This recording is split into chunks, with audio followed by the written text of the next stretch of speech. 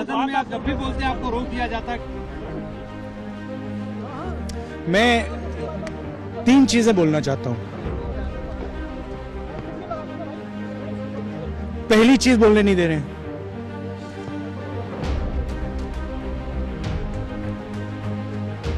मोदी जी घबराए हुए हैं। आपने देखा जो ट्रेड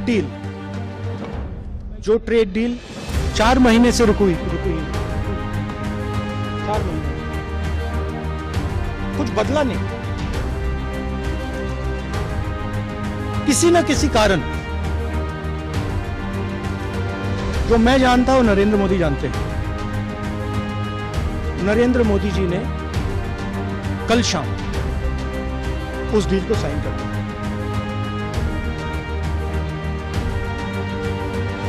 नरेंद्र मोदी जी पर प्रेशर, भयंकर प्रेशर, और नरेंद्र मोदी जी का जो इमेज का गुब्बारा है, जो हजारों करोड़ रुपए लेकर बनाया गया था, वो फूट सकता है। इशू ये नारावाने की स्टेट नहीं है, ये साइड शो है, और वो भी जानते हैं, मैं भी जानता हूं। मेन बात ये है कि हमारे प्रधानमंत्री को कॉम्प्रोमाइज कर दिया गया। किसने किया है, कैसे किया है, ये हिंदुस्तान की जनता को सोचना है।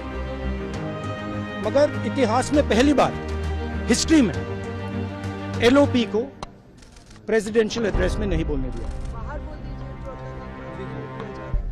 वो तो ऑटोमेटिकली होगा। बट ये आप समझिए, और हिंदुस्तान के जो किसान हैं, आप सब समझिए कि इस ट्रेड डील में आपकी मेहनत को, आपके खून पसीने को नरेंद्र मोदी जी ने बेच दिया है। और वो इसलिए बेचा है क्योंकि वो कॉम्प्रोमाइज है। सिर्फ आपको नहीं बेचा है, देश को बेचा है। इसलिए मुझे वहां नहीं बोलना। नरेंद्र मोदी जी डरे हुए हैं क्योंकि जिन लोगों ने उनकी इमेज बनाई है, वो अब उस इमेज को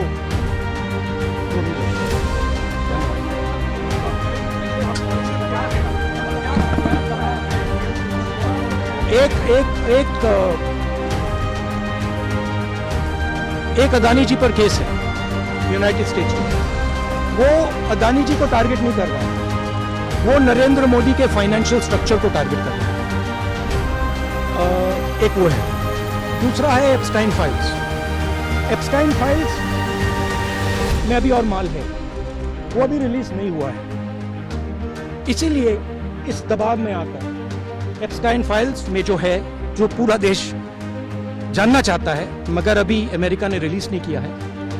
और दूसरा जो अदानी जी पर केस है, जो एक्चुअली मोदी जी पर केस है, क्योंकि वो बीजेपी का फाइनेंशियल स्ट्रक्चर है, मोदी जी का फाइनेंशियल स्ट्रक्चर है। तो ये 2 प्रेशर पॉइंट्स हैं। और आप ये बात समझ लो, देश ये समझ ले कि प्रधानमंत्री कॉम्प्रोमाइज्ड है।